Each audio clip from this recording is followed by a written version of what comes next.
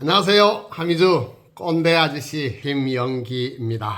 2022년 살아내신다고 고생 많았습니다. 이민년 호랑이 해가 저물고 2023년 개묘년 토끼해 해가 왔습니다.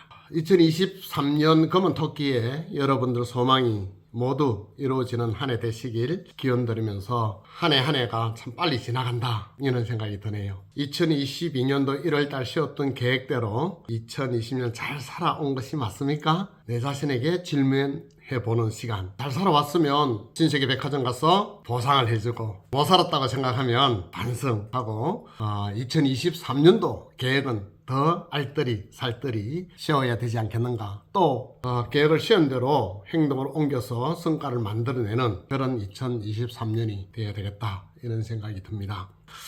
지난 10월 달에 제가 이런 이야기를 했습니다. 목표 정하기로, 그리고 댓글 이벤트를 여러분한테 12월 달까지 이렇게 과제를 줬는데 많은 분들 댓글을 달아주셨습니다. 그분 중에서 10분에게 선정을 해서 제가 샴푸 세트를 선물로 드렸는데 여러분들 확인해 주시고 댓글 달아주신 고객님들에게 감사하다는 말씀도 전해주셨으면 좋겠습니다. 매년 이제 1월달 되면은 제가 꼭 이 이야기를 드렸습니다.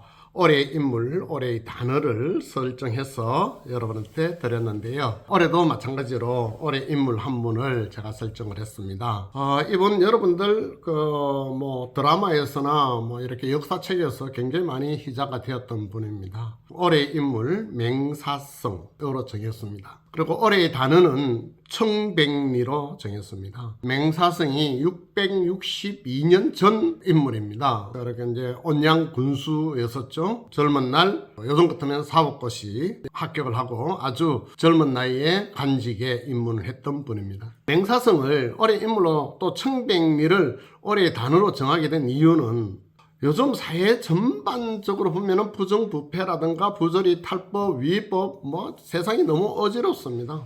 난무한 세상 옛 선조들의 청백리의 산 정인이신 맹사성의 정신을 이어받자 이 의미에서 맹사성을 올해 인물로 설정했으니 여러분들도 인터넷이나 책을 좀 보시면 이분의 과거 얼마나 이 나라의 정성으로서 열과성을 다해서 정치를 잘했는가 하는 것을 알 수 있을 것이고, 지금 정치인들이나 아니면은 기업인들도 이분을 좀 많이 본받았으면 좋겠다 이런 의미로 제가 이분을 설정하게 되었습니다. 청백리가 청렴결백입니다. 마음이 깨끗하고 욕심이 없다. 그리고 욕심을 조금 버리자 이런 뜻이겠죠. 나라의 관리들 중에서도 정치하는 분들 중에서도 모범이 되는 그런 이인을 우리는 청백리로 뽑았다고 하는데요. 나라의 관리뿐 아니라 우리는 지금 사업을 하고 있고 비즈니스를 하고 있습니다. 비즈니스 동반자들 또한 청렴결백하게 지정관리나 직원관리에 만전을 기해야 할 것이다.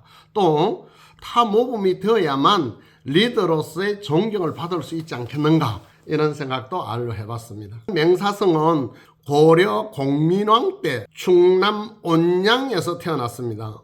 그는 관직에 들어서고 팔도 지리지를 만들었었고요. 여진 토벌을 지휘를 하였었고 전통 음악을 지키는 등 조선의 건국 공신이기도 하였습니다.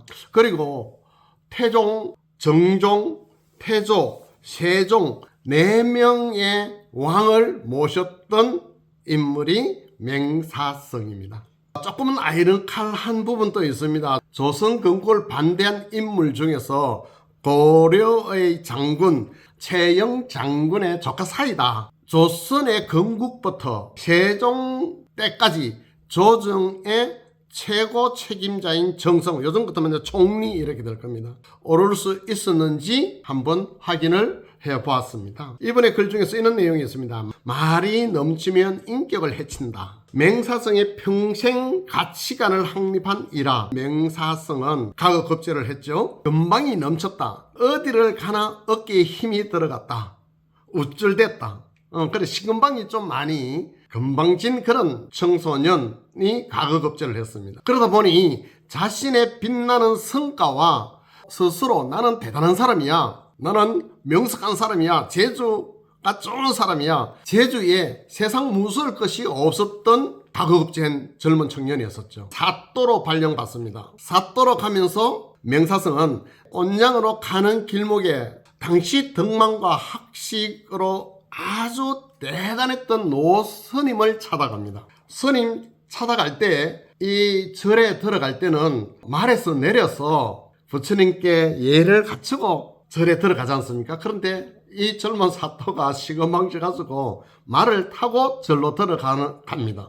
그 모습을 그 노스님이 다 지켜본 겁니다. 그렇게 해가 들어와서는 스님을 찾았고요. 노스님 앞에 가가지고 당당하게 이렇게 이야기합니다. 내가 이 고을 사또로 왔다. 어떻게 하면 이 고을 백성들을 잘 다스릴 수 있겠습니까? 한 말씀만 조언을 듣고 싶습니다. 알려주시겠습니까? 명사성이 노스님한테 한마디를 똑 던졌더니 그 노스님이 간단 명료하게 이렇게 이야기합니다. 백성들의 본보기가 되라. 솔선수범해라 이겁니다.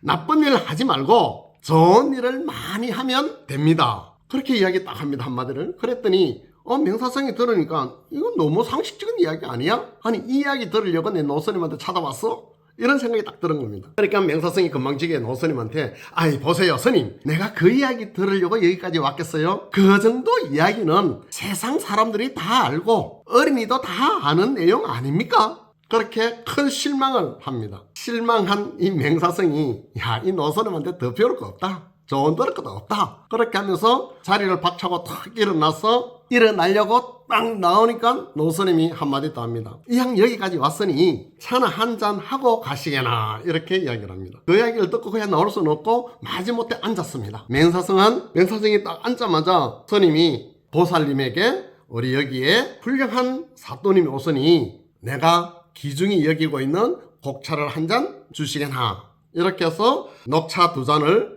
딱 내려놓고 보살님이 큰 주전자에 물을 벌벌 끓는 물을 한 주전자를 가져왔어요. 명사성 잔에다가 뚜루룩 붓고 스님 잔에도 붓고 조그마한 잔에 계속 부으니까 잔에다가 물이 막 넘칩니다. 물이 넘치고 방바닥이 적습니다. 그리고 명사성이 앉아있는 그것까지 물이 넘쳐서 명사성이 도포자락을 적십니다. 그러니까 명사성이 부룩 화를 내면서 스님, 지금 찻잔에 물이 넘쳐서 방바닥을 적시고 도포자락을 적시고 있지 않습니까? 이렇게 언성을 팍 높입니다. 그랬더니 그 노스님이 이렇게 점잖게 한마디를 합니다. 찻잔에 물이 넘쳐서 방바닥을 적시는 것을 아는 분이고 도포자락을 적시는 것을 아시는 분인데 당신의 얕은 재주가 넘쳐서 인격을 망치고 앞사람을 민망하게 하게 하는 것은 모르느냐? 이 말을 딱 들은 명사성이 얼굴이 빨개집니다. 너무너무 부끄러웠습니다. 큰 스님 얼굴 눈을 맞출 수가 없었습니다. 이렇게 해서 다시 찾아오겠습니다 하고 급하게 일어나서 방문을 팍 나가는데 아니 큰일 났습니다. 명사성 머리가 큰 스님 방문틀이 낮아가지고 거기에 펑 맞춰가지고 피가 줄줄줄줄줄 납니다. 그랬더니 그 스님이 말을 한마디를 합니다. 사또, 언제 어디를 가든 몸을 낮추는 습관을 가지시오. 그러면 때로 이마에 피 흘리는 일은 없을 것입니다. 몸을 낮추어라. 겸손해라. 백성들한테 거들먹거리지 말고 백성들을 섬겨라. 이 단어입니다. 스님의 그 말씀에 명사성이 크나큰 깨달음을 얻었다. 그 이후에 명사성은 하늘마다 많은 백성들이 따랐다. 그렇게 해서 조선 이후 가장 오랫동안 정성을 할 수 있었다. 실용적 가치를 중시하고 물욕과 권력에 대한 유혹을 버리게 된 것도 그때 그 스님의 조언이었다 라고 했습니다.